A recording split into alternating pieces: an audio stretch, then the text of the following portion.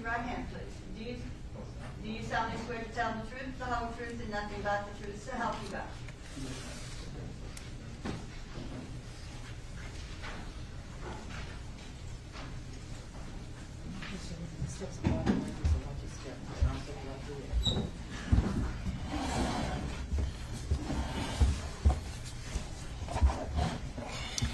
Sir, could you please state your full name for the record? Daniel Sevilla. And Mr. Sevilla, could you please spell your first and last name also for the court reporter? DANIELSEVILLA. And Mr. Sevilla, are you from the Nashville area? Yes, ma'am. And did you grow up here in the Nashville area? Yes, ma'am. And specifically West Nashville? Yes, ma'am. And I'm not going to ask you where you live now because that's not relevant, but how old are you? 31. Okay. And you currently work, is that right? That's correct. And so you're missing work to be here today, correct? Yes. Do you want to be here today testifying in this trial? No. And why is that? I don't know. I mean, I don't have an answer. I'm sorry? I don't really have an answer. I just don't, something I don't want to do. Okay, but you're under subpoena, right? That's correct. And so you're here, and you're here to tell the truth, is that right? That's right. Okay. I want to draw your attention to that night of December 20th. I believe that was a Friday night into the early morning of Saturday, December 21st. Do you remember that night? Some of it. And kind of before you went out earlier in the evening, what were you doing? Just enjoying the day, watching movies and so forth and so on. And I don't want to know addresses or anything like that, but where were you at that evening? At my father-in-law's house. Okay. And back in 2019, did you go out regularly? Yeah, I mean, something you do on the weekends. Okay. And specifically that night, what did you end up doing? We went to Copacabana, had a few drinks, and then decided to go bar hopping in Midtown. Okay, and can you explain what Copacabana is? It's a bar, hangout place for younger people. What part of town is Copacabana It's in? on Charlotte Pike in West Nashville. Was that somewhere that you went often? Yes, ma'am. Can you describe, were you by yourself or were you with other people? Right by myself, and I've met 3 other people there. Okay, can you describe those other people? Another Hispanic male, just a girl, another girl, and then another guy, another white guy. And the white guy, do you know his name? Yes. And what is his name? Michael Do you know his last name? Mosely. Do you see him in the courtroom today? No, not really. Could you, Mr. Sevilla, if you could you stand up and could you look around the entire courtroom? Yes, sir. Yes, ma'am, I see him. Can you point him out and describe what he's wearing? Black shirt. And could you point him out? Over there. Thank you. Can you describe what was going on when you were at Copacabana with the 3 other people? Just a fun night, joking, drinking.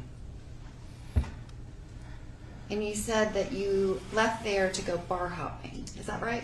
That's correct. And where did you plan to go, or what was the plan when you left Copacabana? Park at Chewy's bar, and then just hit the strip from there.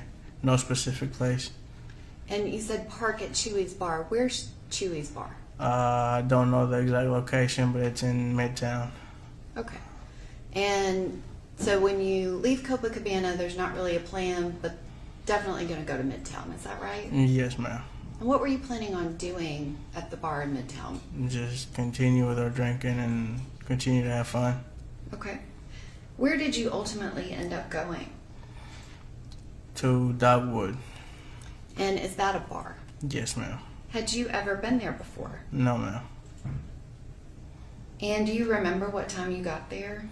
Approximately 1:37. And once you got there, what did you do at Dogwood Bar? Ordered some beers, had, a few fun laughs, and went from there. And who were you with at the Dogwood Bar? Mr. Mosely and 2 other people, and myself, of course. And you said there was a female and then a Hispanic male, is that Mhm. right? And the female, who is that? It's Miss JC, I believe is her name. JC? Mm-hmm. And is that somebody that you knew? I knew of her. I didn't really know her. And what about Mr. Mosely? How well did you know him? We knew each other, just from being around the same area. So you said that you knew each other. Was he a close friend of yours? Wouldn't say close or far. Just acquainted. We're all from the same area. And is there an age difference between you and Mr. Mosely? Yes, ma'am. And can you describe that age difference? Are you older or younger? I'm older. Okay.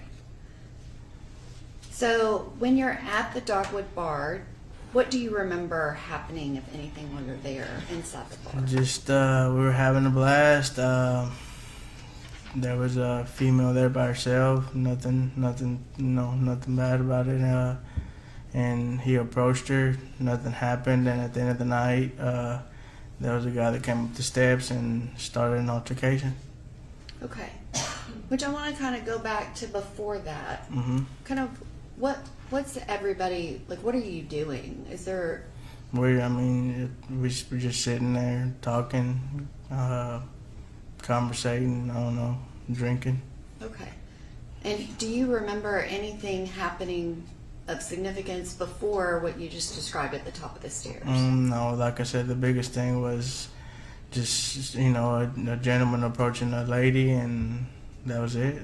That was the end of the night, or that was the beginning of it, I guess. Okay. And have you seen video from inside the bar? Yes, ma'am. And have you been able to see yourself in that video? Yes, ma'am. Okay, I'm going to ask that we play a portion of that video, which, just for the record, in the left corner it says camera 13_DVR. The date at the top is 12/21/2019, Saturday 02/44/40, and at the bottom of the screen it says second FL stair top. Mr. Sevilla, do you see yourself in this image? Yes, ma'am. And if you can touch the screen. Hold on just a second. I apologize, Your Honor.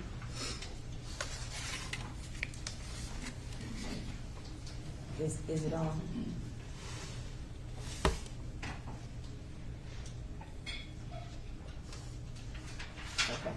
Okay, go ahead, Jimmy. Mr. Sevilla, do you see yourself in that image? Yes, ma'am. And could you touch the screen and kind of identify where you are? Right here. And do you see anybody else in your group in that image? I see Miss JC right here. Okay. And I'm going to ask that we play a portion of that video.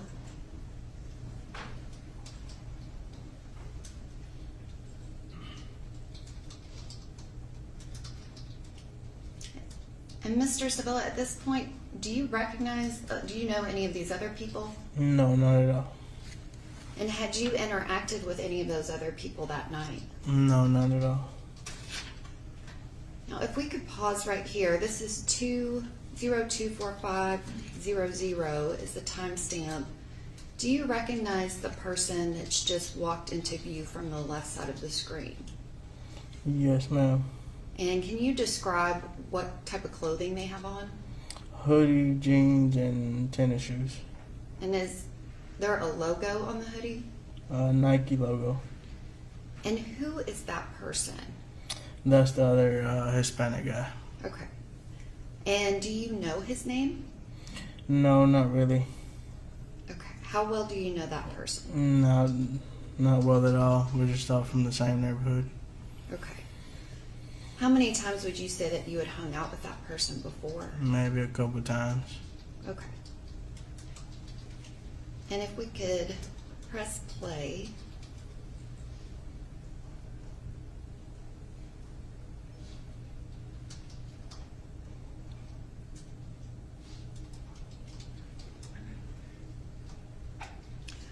Which, Mr. Sevilla, the clothes that you have on, can you describe what color they were? It was a black jacket, regular jeans, and black and white shoes. And so in this surveillance video, it kind of looks like it just shows up all gray. Is that right? Correct. And if you could describe, it's at 2:45:39. What are you doing?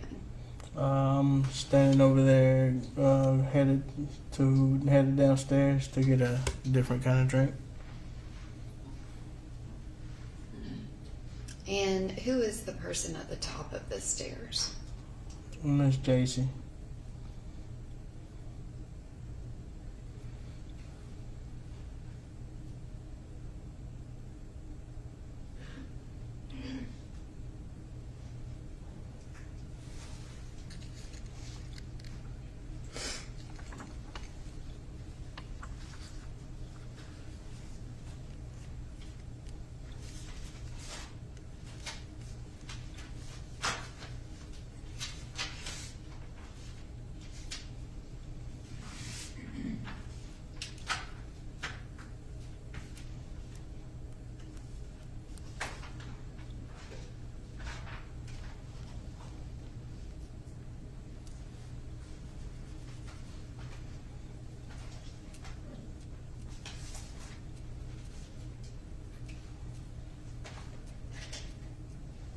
And it is 2:46 and 55 seconds.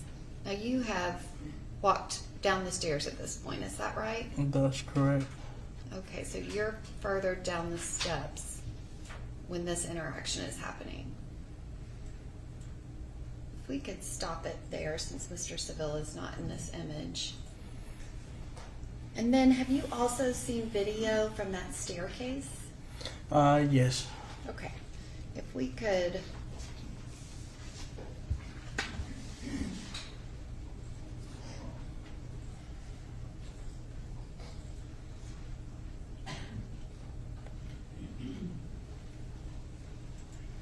For the record, this is DVR2_camera. The date is 12/21/2019. SAT 024720. And at the bottom of the right screen, it says first FL front entry. Mr. Seville, if we could pause it here. Do you see yourself in this image? Yes, ma'am. And could you Third step touch up. the screen just to confirm?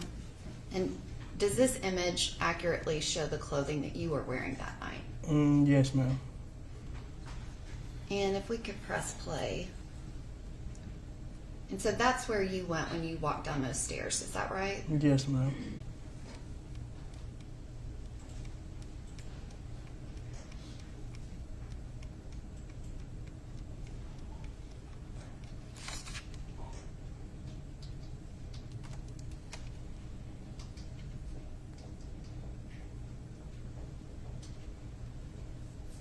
Okay, and at 2:47:58, you're not in this image anymore, is that correct? Yes, ma'am. Okay.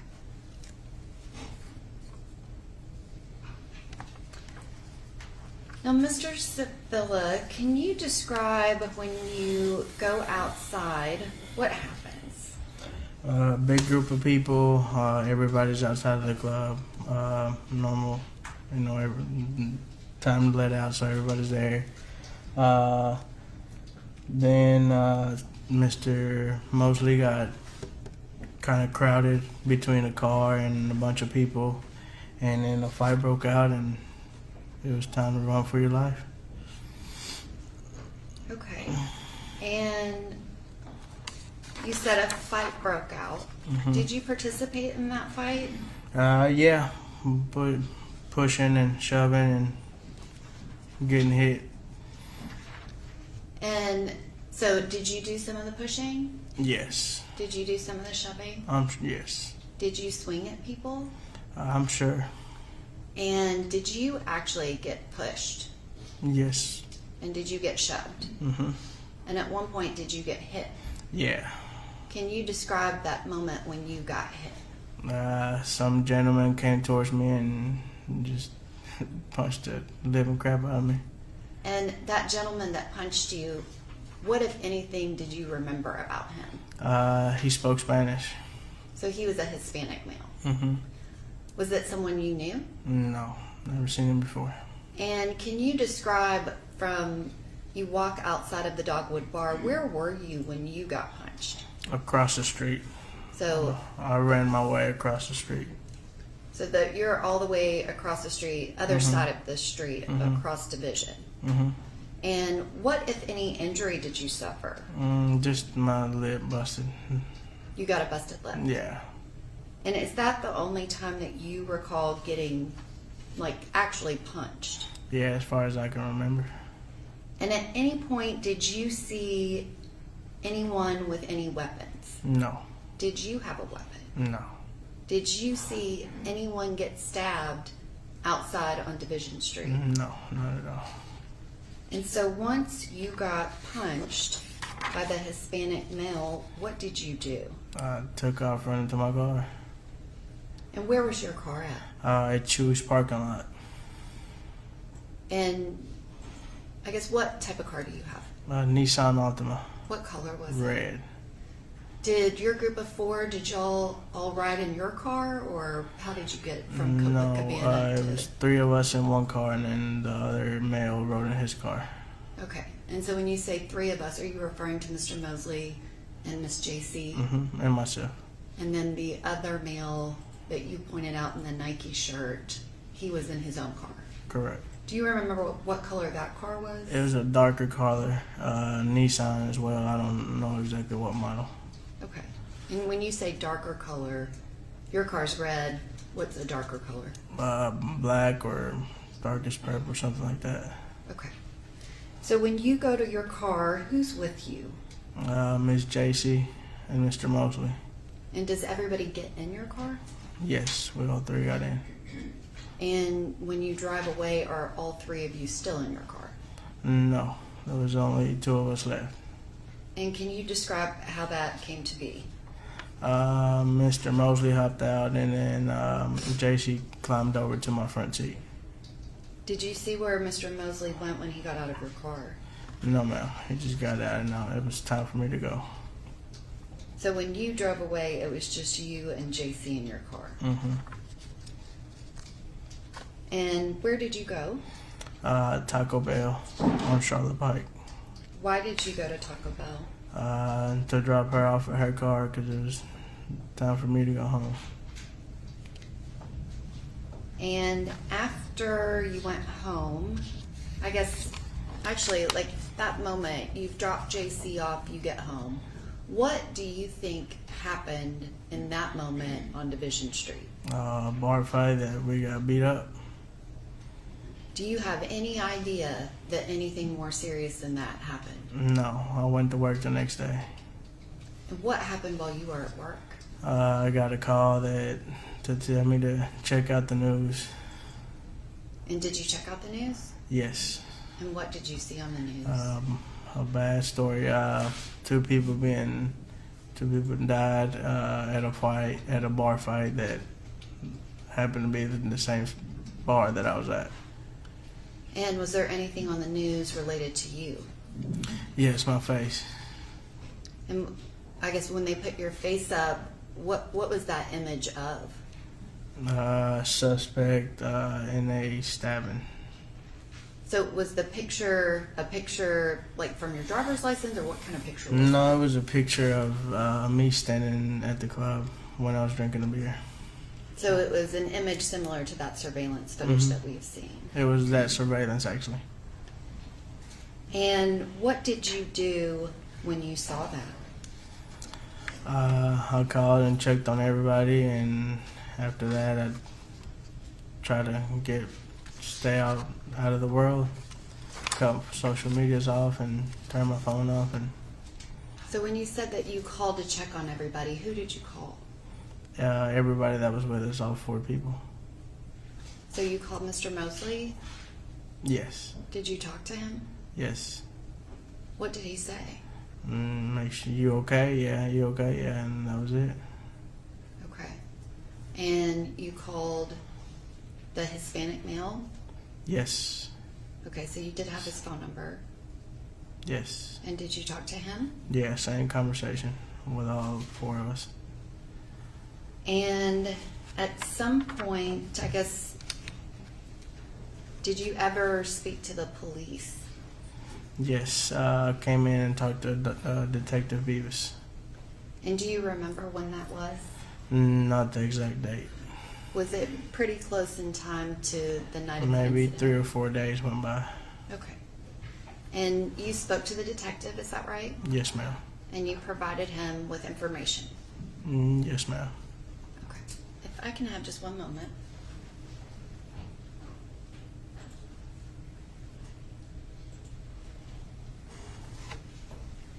Thank you, Mr. Sevilla. I don't have any other questions. Okay, Mr. Quinn?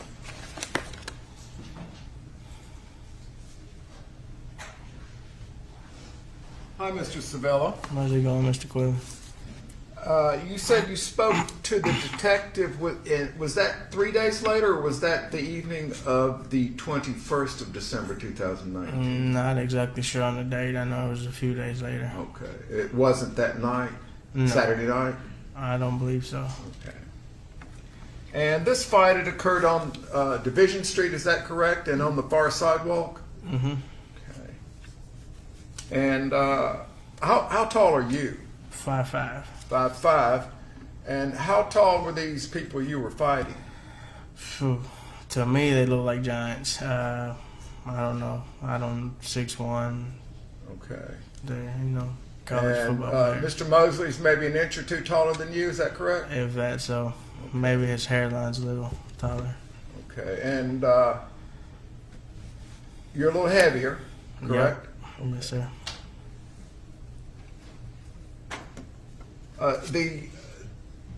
Your party had two vehicles in the Chewy's parking lot, is that correct? Correct.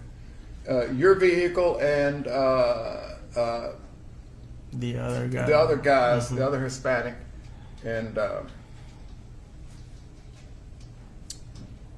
Mr. Mosley didn't have a car there, did he?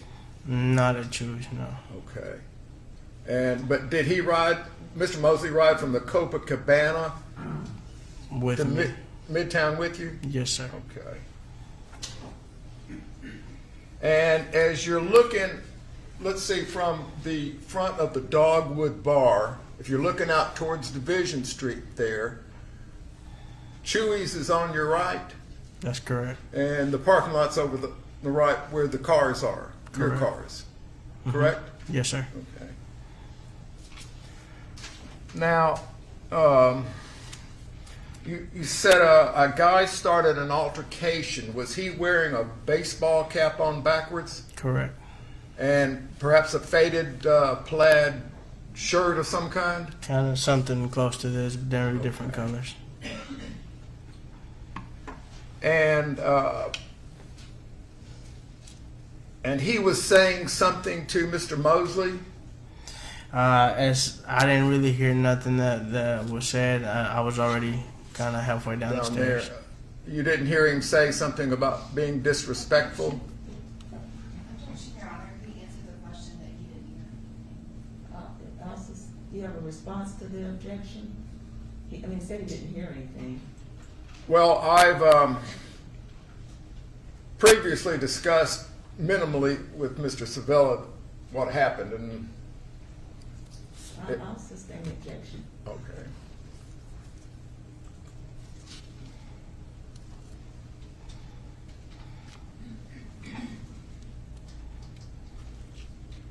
Now, the guy who started the altercation, what did you see him do? Were they upstairs at that point? The only thing upstairs, him just come walking up the steps, and then made my way downstairs, and then downstairs, just bickering back and forth with Mr. Mosley. Okay. Did you see the man in the ball cap shove Mr. Mosley on the street? They were just having an altercation, as far as I can remember. I don't really know. Okay. All right, I want to show you, pass a photograph to you, and I think you'll identify yourself. Are you going to use the overhead, Mr.? Oh, I will use the overhead this time, Your Honor.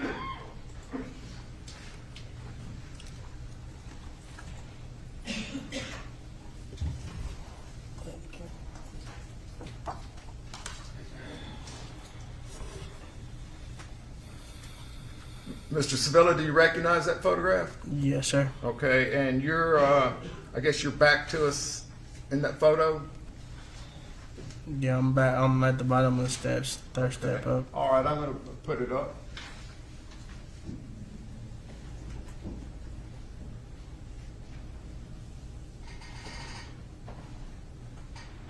You see the man, the white hoodie there?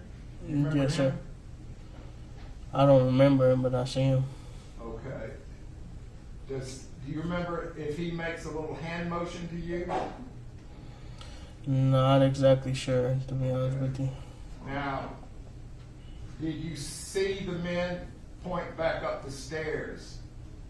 And Look yeah, at you and point back up the stairs.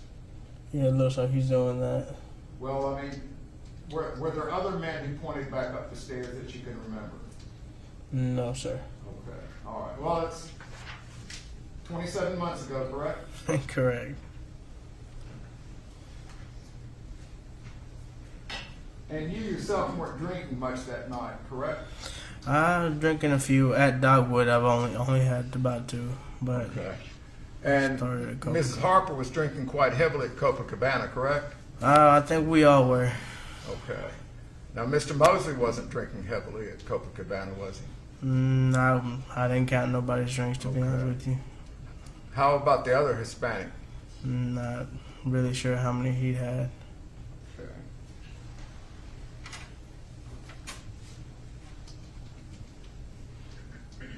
And let's see, Mr. Sevilla, I'm going to write the left of here, and you tell me if I'm writing this right. I'm just going to draw an arrow towards you and put DS out to the side, or maybe Sevilla.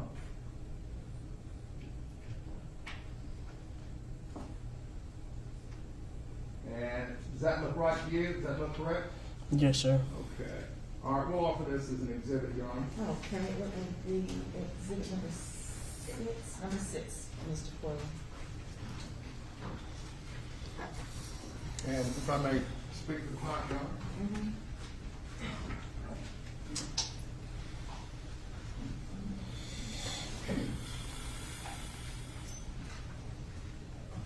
That's all we have. Thank you, Mr. Stowe. Okay, anything I redirect?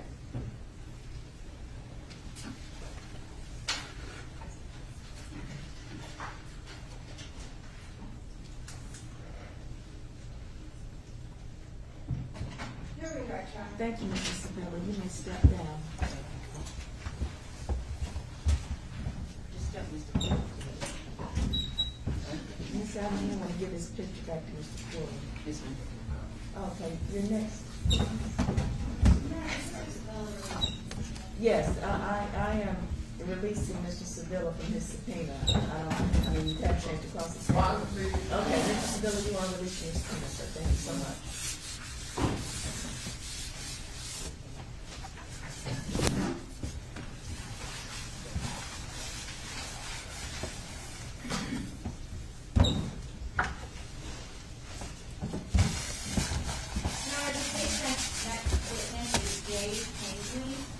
Okay, Dave Hangley.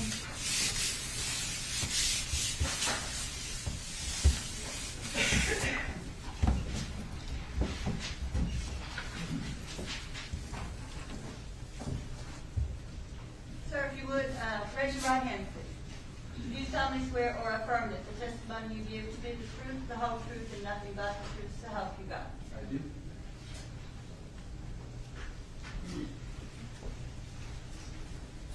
What does that say?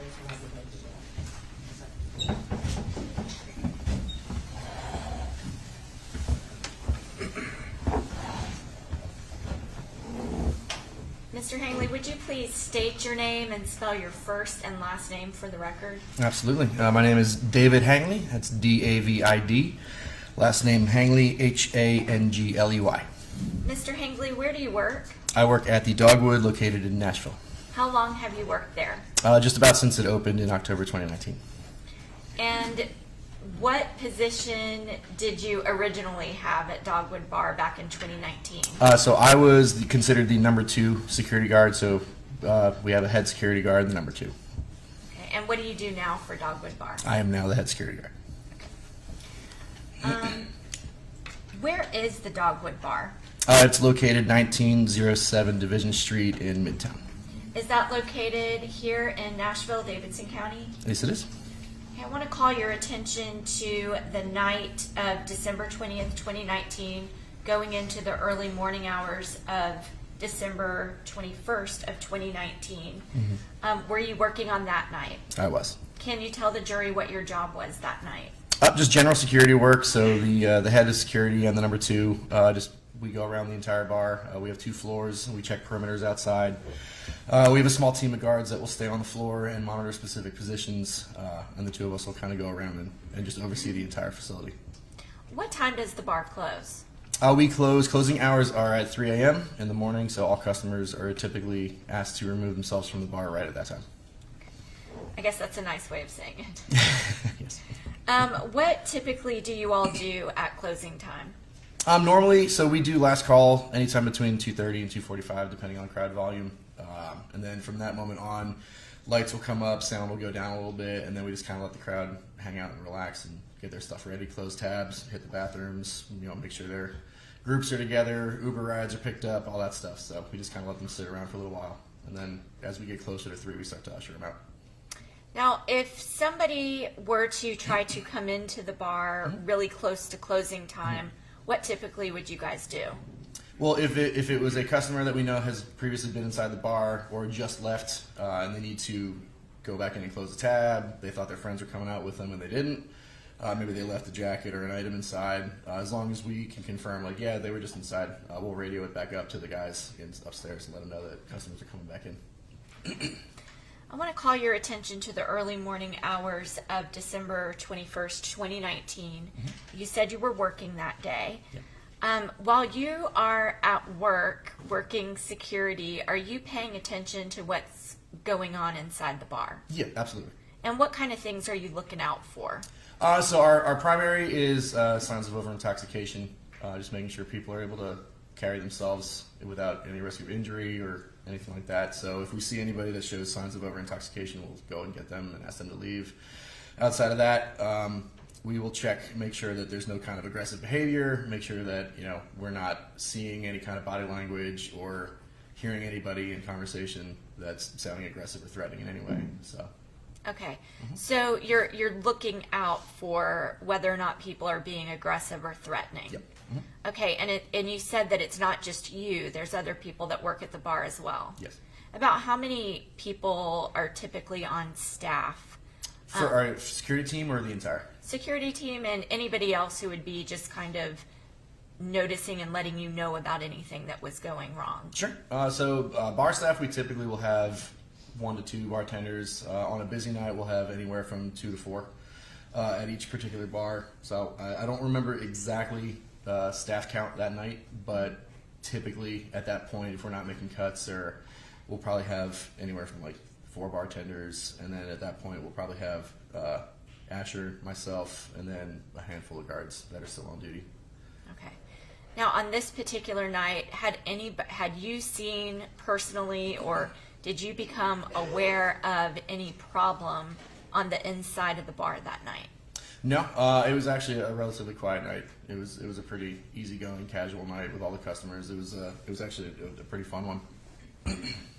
And calling your attention specifically to the top of the staircase on the 2nd floor, and that obviously goes down to the 1st floor.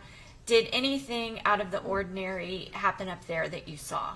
No, so at that point in the night, we had made the all clear to start ushering people out.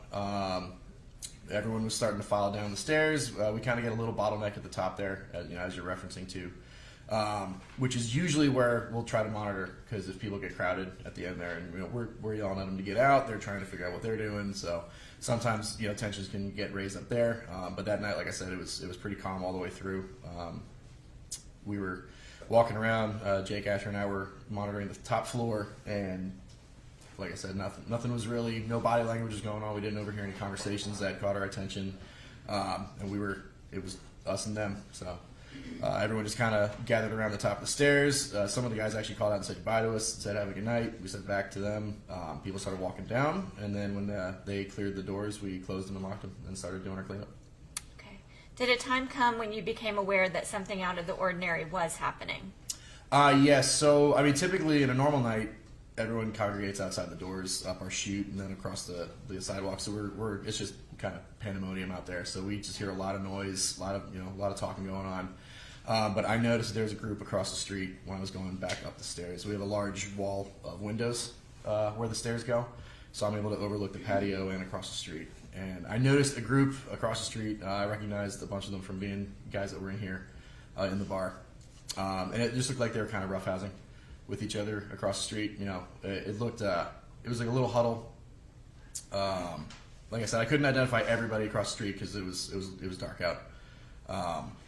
But I noticed a few of the clothing, and I recognized them from being inside. And it didn't look like a fight. It looked like a bunch of guys just kind of roughhousing with each other. But the weird thing to me was that everyone's arms were down, and it just looked like like a little mosh pit, like shoulder bumping. So I just kind of watched it, and a couple moments after I kind of focused in on it, I saw a gentleman run off to the right towards a bar called Chewy's, which is at the corner on their side of the street. And at the same time, I saw that gentleman running to my right, his left. I also witnessed two other gentlemen from the same group start to move across the street back towards the Dogwood side of the block. And when I witnessed them, I saw by the time they got to our corner, right outside of our patio fence, I noticed one of them kind of dropped to a knee and then went out of my vision behind the fence. It was also very crowded, so there were easily 20, 30 people just kind of in that vicinity at the same time. So people were getting lost in the crowd, and I did notice that someone dropped down. So I typically won't go outside after we close the bar unless people are on our property. We don't deal with anything off property typically. But if you saw something that had concerned you, Yes. Would you have either gone out there or would you have called the police? Depending on how immediate danger was, from what I saw, I felt that I should go out myself and just check real quick. It was from what I witnessed, I just was afraid that someone might have been hit in the head. Maybe they had a concussion symptom. Okay, and let me pause you right there real Sure. quick.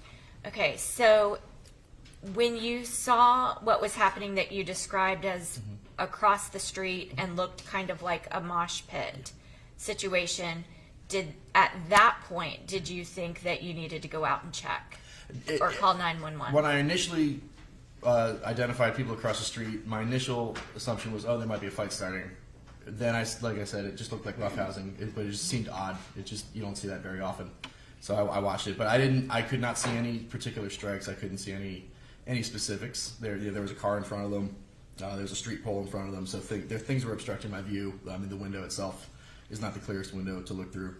But just the body language and the behavior and the mannerisms. And then when I saw people leaving the group was when I thought something had gone down. So you saw one person leave, and then you saw two people, and one person drop to their knee. Yep.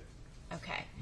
Can you go from there and tell the jury what happened and what you saw and experienced after that? Yeah, so I saw the primary run off to my right to Chewy's, like I said, and then I also saw two other gentlemen from the same group come back towards our bar side of the block.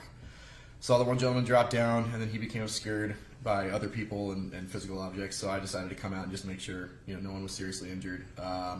Went down my chute, turned left down the sidewalk to the corner of our bar property, and immediately I saw that group of guys that had been in the bar. Everyone was kind of hurried and a little panicked, but people were intoxicated, so it was kind of hard to read every body language. But I identified one gentleman, which I came to learn was Paul, was laying down, and a lot of his friends... let me pause you there. Paul Sure. Trapini? Yes. Go ahead. Yeah. So I saw him laying on his side. Some of his friends had grabbed him by his arm and were trying to just lift him up, telling him to wake up, get up, those kind of things. So I looked at the group and asked if anyone had called 911. I did not get a quick answer from anybody. They were all kind of distressed and like I said, intoxicated and confused. So I ran right back inside. As I turned around, I also saw another gentleman in a white hoodie, and he did have blood on his hoodie. So I said to my manager, I ran back inside to the door, and I told him to call 911. It looks like a possible 2 injury.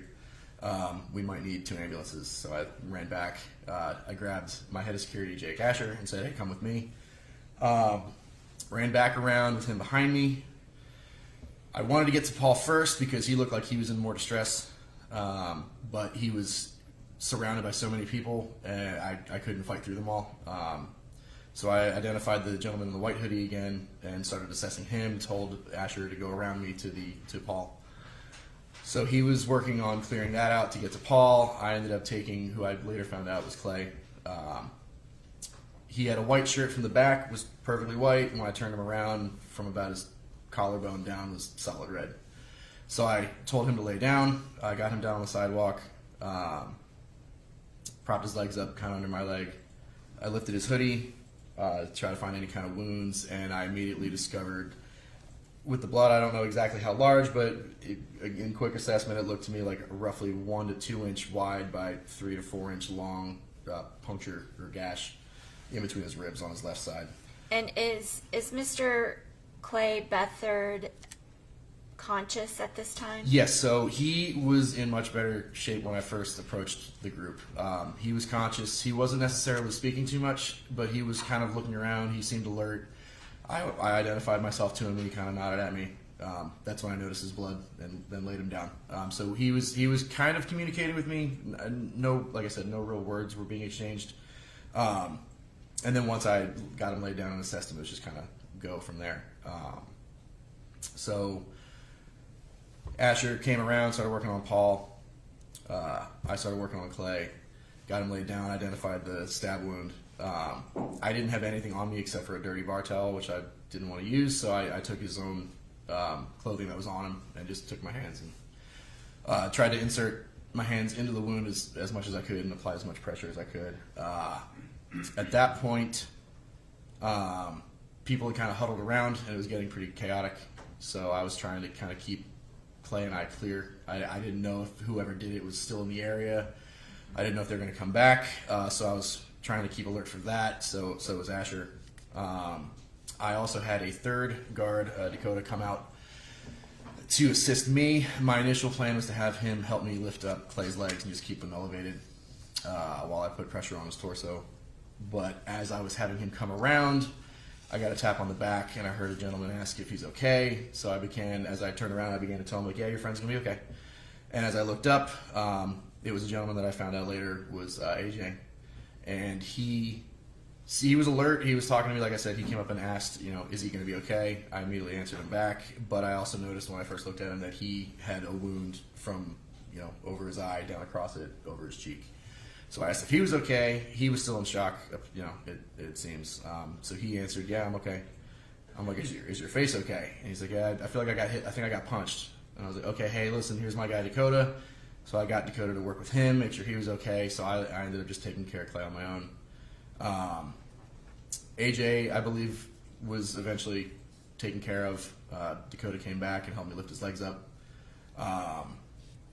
At that point, paramedics were already called. I knew they were on the way, and I don't know exactly how long it was in between the call and when they actually arrived, but to me in the moment it seemed relatively quick. Division's a hard street to get down, but luckily it was the end of the night and it was open, so they got there pretty fast. It looked to myself and Jake Asher that Paul was already in a bad spot at that point. So we had, when the paramedics first got there, we waved him down for Paul first.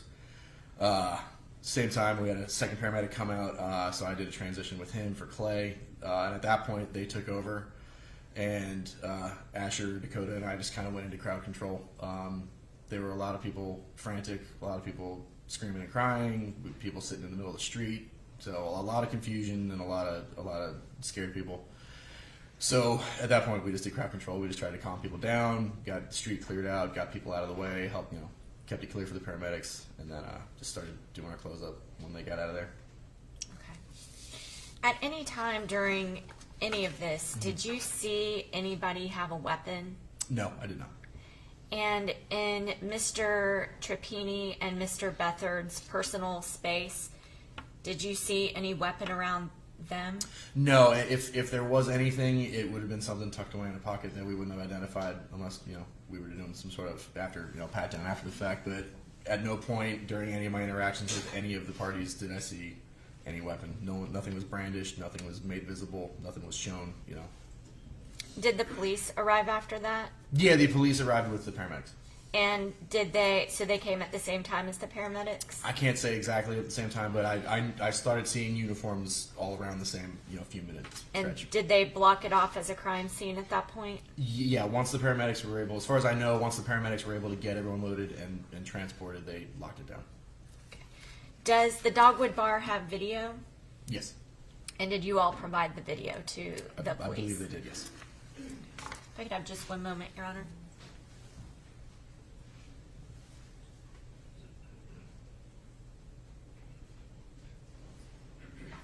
Those are my questions. Okay, Mr. Kelly? Hi, sir. How are you? Good. The Dogwood Bar security cameras, you say at a certain time the music goes down and the lights go up, and some of those cameras, they'll switch from black and white to color at that point? Some of them do, I think, yeah. For instance, the second floor R/R elevator camera, I guess that's restroom. I would imagine. I don't know specific camera technology terms. That would be the IT. Okay. But yes, I know some of the cameras on that floor do turn back to color. So, okay, you're not familiar with if you look at the surveillance video in the lower right-hand corner, it has sort of the conventional name of the camera. I don't know what they are, but yes, there's information describing which camera locations are which. Okay, all righty. And so you don't regularly sort of look at that camera and pull the video? I will monitor cameras, yes, but I just don't know specific You don't pay attention to IT that? titles for each individual camera name, no. Okay. Now, were any of those folks involved in this mosh pit? Were they regulars?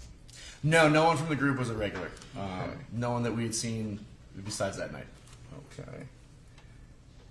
And are there one or two bars upstairs? There are 2 bar locations upstairs. Yes, we have Okay. one right at the top of the stairs, and then if you make a left and go into the floor, there's another main bar. And that's sort of a wraparound bar that faces to the patio and to the interior. Yes, sir. And there's a bar downstairs that's a wraparound, full circle, or Yeah. oval. Okay. And you spoke of people running off, is that correct? At which point? Which moment are you talking about? Well, I just, you see Mr. Beathard jog back across the street. Did you actually see that, or? Yeah, at the time I didn't know identities of anybody, but I saw one gentleman run from the group across the street to Chewy's parking lot, and I then, after that, saw 2 other gentlemen walk back towards our direction. Okay, but you didn't see anybody walking at that point towards the Chewy's parking lot, anybody running? Oh no, I did. Yeah, he was Okay. he was in a hurried, you'd say like a hurried jog. Okay, Yeah. all right. Now, He was not taking his time. and that's one person, or? That was one person going towards Chewy's. Yes. Okay, all right, not a group of 4? No. Okay, all right, that's all I have, Your Honor. Anything to redirect? Just one moment, Your Honor.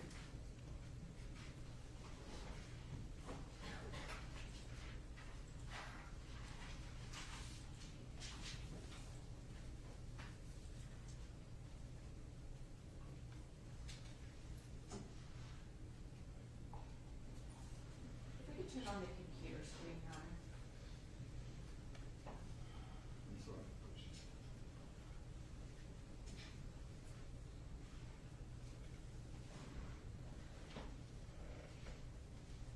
If you could look at your computer screen as soon as it comes on. Do you know who this person is right here?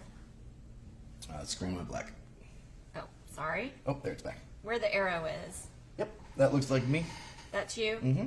So you were actually on the stairs that night? Yep. Yep. Okay, thank you. Yeah. Those are my questions. Okay, thank you so much. Mr. Watson. Thank you. Appreciate it.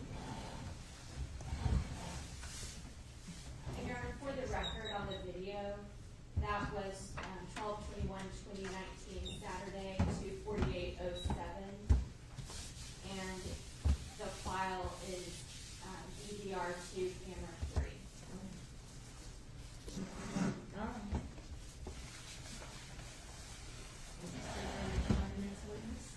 Yes, Your Honor, the state called Jason Terry. Jason Terry.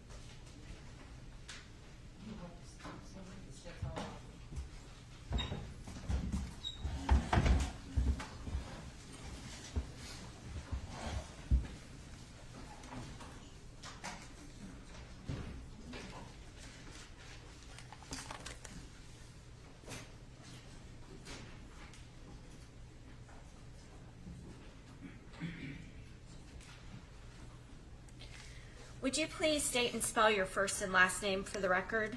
Jason Terry, Jasonterry. Do you work for Metro Nashville Police Department? I do. How long have you worked for Metro Nashville Police Department? Since August of 2000, so a little bit over 21 years. What do you do for the police department? Current assignment is with the Crime Scene Investigations Unit. And generally, what other assignments have you had within the police department? Work patrol. I was a detective in the Sex Crimes Unit for approximately 4.5 years, also in auto theft for 5. And I was also attached to the U.S. Marshals Fugitive Task Force for a little over 3 years. Okay. But currently, you're with the Crime Scene Investigation Unit. That is correct. Can you tell the jury a little bit about that unit and what y'all do? Crime Scene Unit, our main goal is we'll get called to various scenes. Pretty much if patrol needs us and requests us, we'll come out. Our main goal is to, when we go out on a crime scene, is aid in helping identify, document, preserve, and collecting any evidence at the scene. Do y'all get called out to every single scene? We do not know. And what is the process that takes place when you get called out to a scene? By policy, we are required to respond out to homicides and officer-involved shootings. Beyond that, it pretty much is dictated by the situation. If patrol or investigation feels they need our resources or equipment or training, they'll call us out more times than not. We'll respond out whether it's a violent felony or something as minor as a vehicle crash involving a metro vehicle. Do you have any particularized training in the field of crime scene investigation? I do. And do you actually have a certification? Yes, we do. Can you tell the jury about that?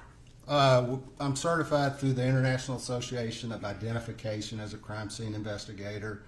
The training I've had beyond just a lot of on-the-job training is they send us through the National Forensics Academy. It's in Oak Ridge, Tennessee. It's through the University of Tennessee, and it's an intensive 10-week course that involves various topics of forensics and crime scene investigation, such things as methods of photography, fingerprinting, or even how to excavate a crime scene. Okay. I want to call your attention to this case. On December 21st, 2019, were you called out to the Dogwood Bar located at 1907 Division Street? I was. Is that located here in Nashville, Davidson County? Yes, ma'am. And while you were en route, were you able to speak with a detective who was handling the case and get a briefing? I did, yes, ma'am. Okay. And why is it important for you as a crime scene investigator to get a briefing while you're on your way? On an incident such as this, it's really important to touch base just to kind of get a firmer grip on what's going on. It helps me determine that I'm arriving and showing up with the right equipment, the right resources if I need additional personnel.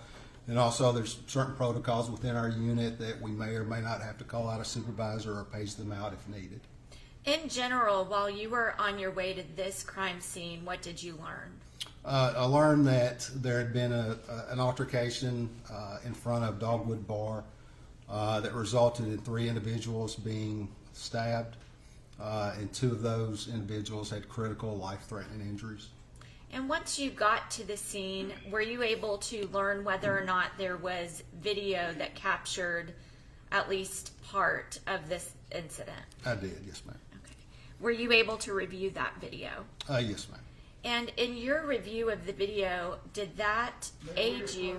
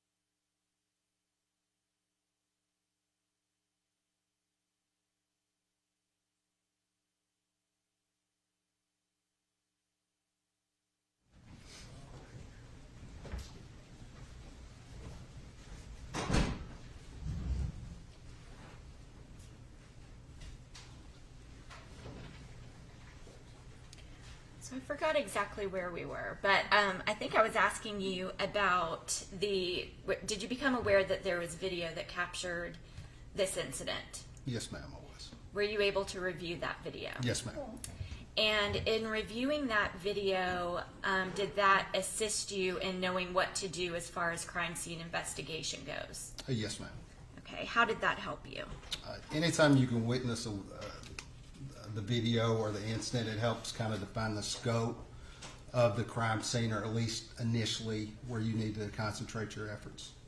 Where were those cameras located?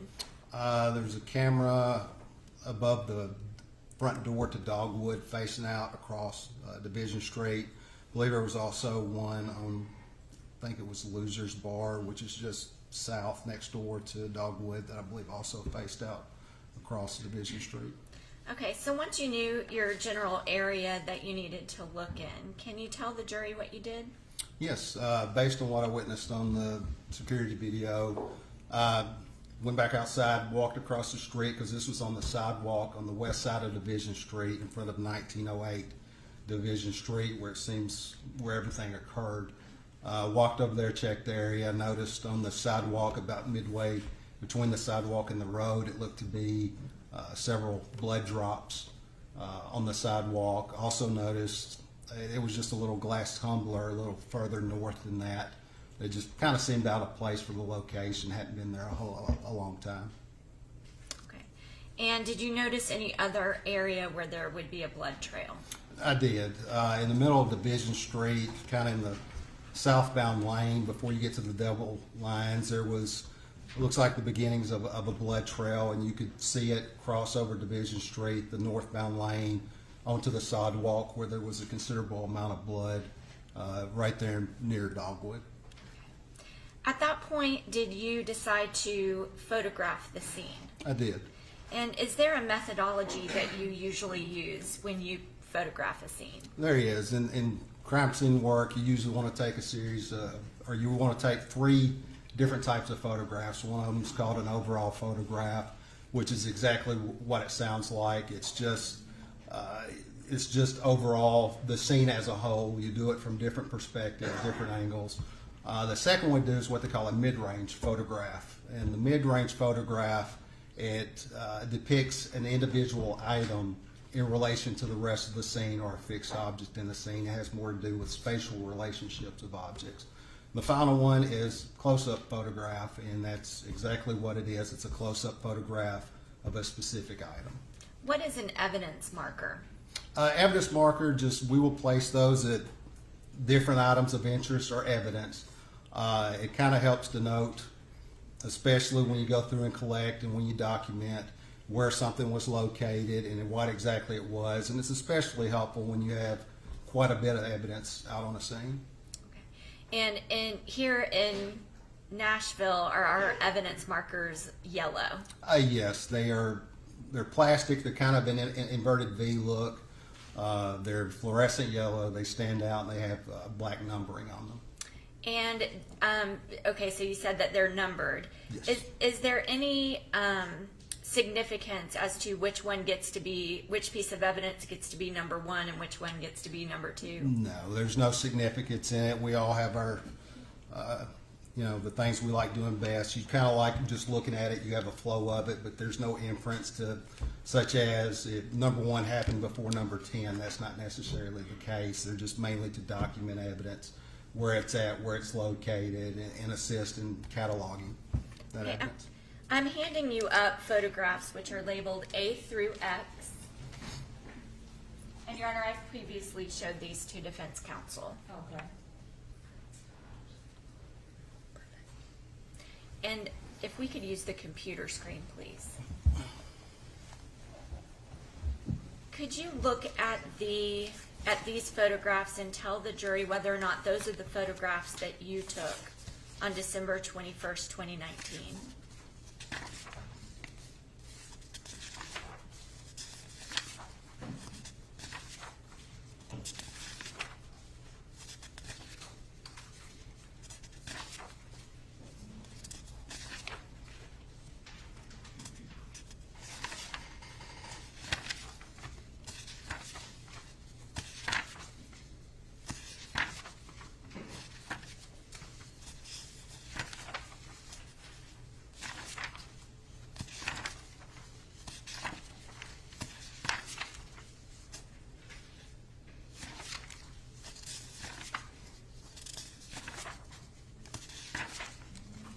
Yes, they are.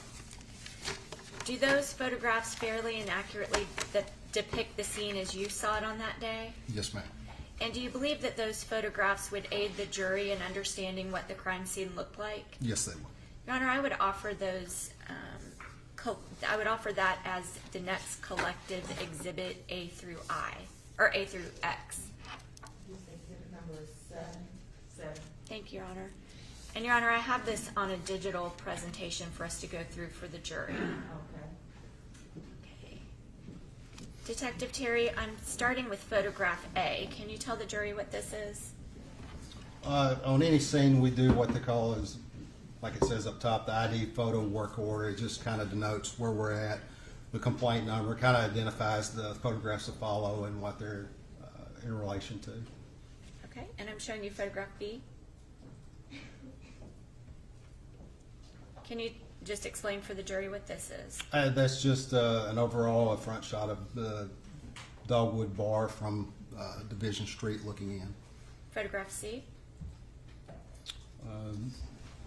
Again, it's just a continuation, an overall of in front of Dogwood, kind of starting to progress south as an overall photograph.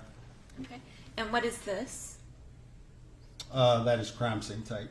Okay, and why do y'all put up crime scene tape?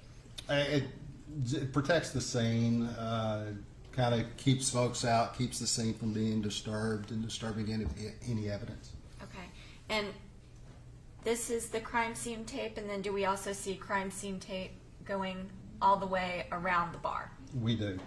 Okay. And photograph D? This is also just a view of the sidewalk just south of the Dogwood Bar. And what you see right there is an overview of the ending point of the blood trail. So the little spot you see right there, it's blood. Okay, and you can point at or you can touch the screen and show it to the jury. That location right there is where the blood trail terminated at. Okay, and photograph E? Again, more close up, more of a mid-range photograph of that same blood. Photograph F?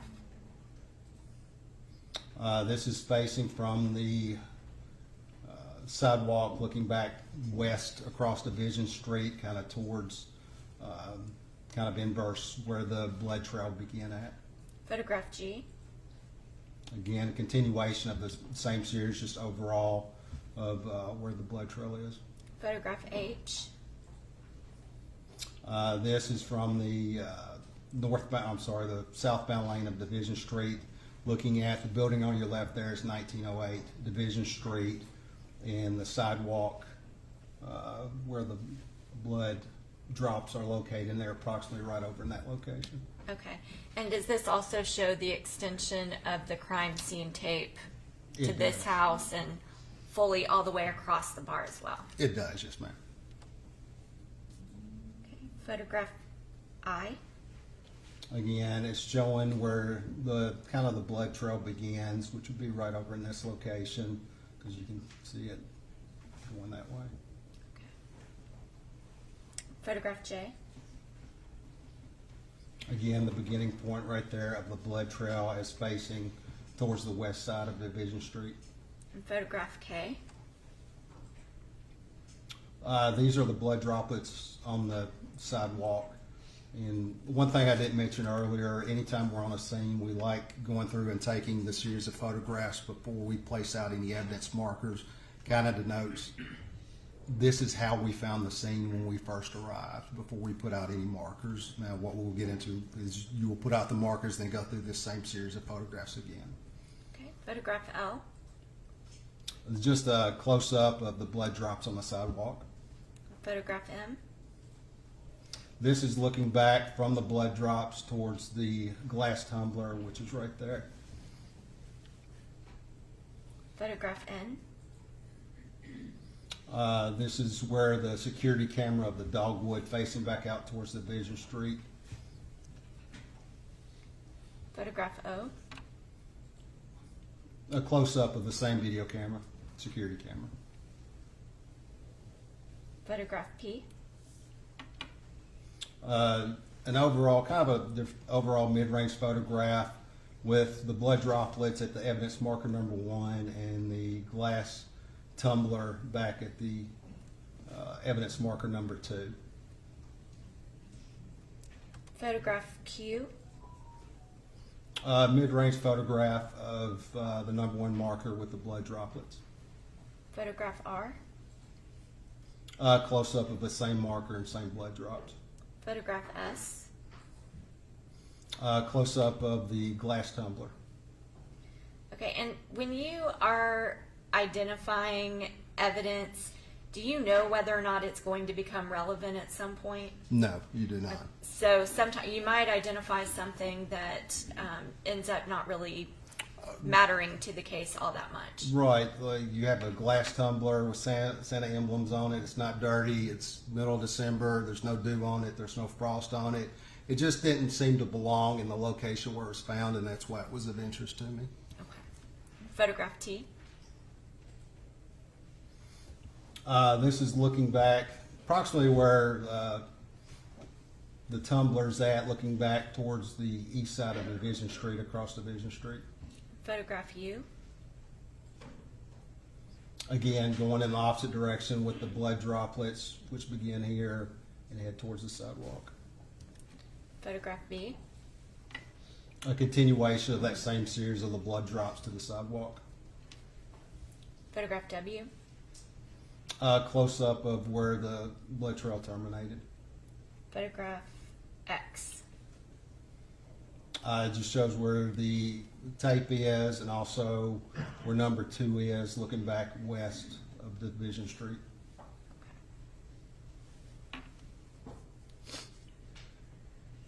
Did you collect any samples from the blood drops that you located? I did, yes ma'am. Can you tell the jury how you went about doing that? When we collect blood samples, or especially in this case, and we're talking specifically about the number 1 marker, the blood droplets on the sidewalk, we have packaged cotton swabs that we use. We also have little tubes of distilled water if need be. And in this case, you just open up the swab containers, take them out, break the seal on the distilled water, add a couple of drops to water to each swab head, and you just set it on the sample. In some cases, you just rub it in to get the sample. Other times, you just sit it there and absorb what's there. Once it's collected on the tips of the swab, you re-put it back in the packaging, fold it over, you put integrity tape on it, which you'll see on some items. You'll see some blue and white tape. We call that integrity tape. You initial it and date it and put the particulars of the case you're working, where you found the drops, what date and time you picked them up. You also write that on the outside of the packaging. Could we use the overhead, please? And you've just been handed up something. Can you tell the jury what that is? What this is the paper sack in which the separate package involving the swabs were placed. And how do you know that that is the sample that you collected on this particular night? On this sample, you have my initials, JT, the top left. It's my handwriting, same complaint number, same location, the date and time that I collected the sample, and exactly what's inside. And here's listed as 2 DNA sample swabs of blood. And on the back, this is when I said integrity tape, that's what that is. If you want to hand that up, I'll put it on the overhead and the jury can see it a little bit better.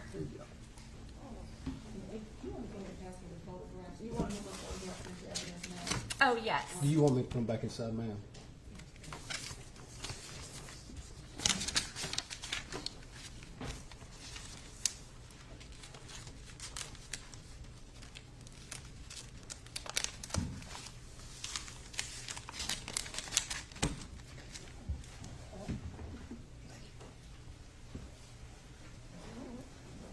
Okay. So can you just point out to the jury what you were describing just a second ago? Again, my initials, JT, the date that the package was sealed, and the blue and white tape. It's evidence tape, or we call it integrity tape. Why is it important to put integrity tape on something like DNA evidence? Well, it prevents it from being compromised. It protects the integrity of what's inside and prevents it from being contaminated.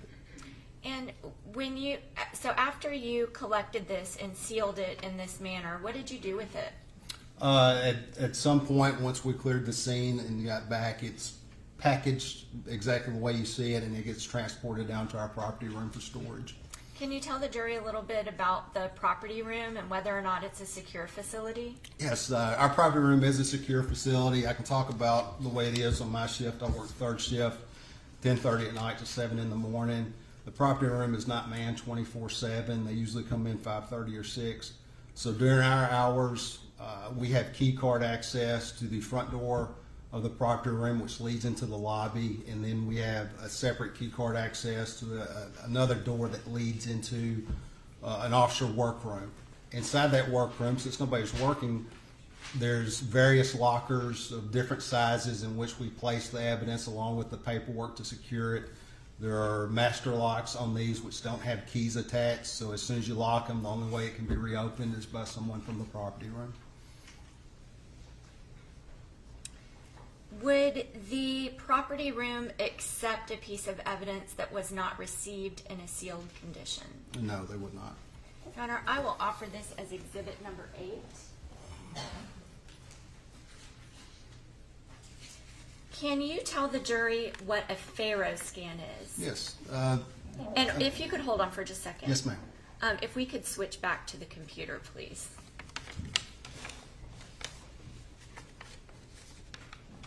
Okay, can you tell the jury what a Pharaoh scan is? Right.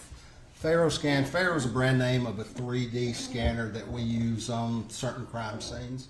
What it is, it's a device that sits on top of a tripod, and it collects and conducts millions of measurements per second using laser technology. Along with all the data that it's taking in, it also photographs the area as it rotates 360 degrees. All that data is saved onto an SD card, and that data can be converted through Pharaoh software into a 3D rendering of a crime scene.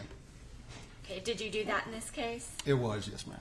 And after you collect the images for the Pharaoh scan, or after you did that in this particular case, was a copy provided to the DA's office on a thumb drive? Yes. Okay.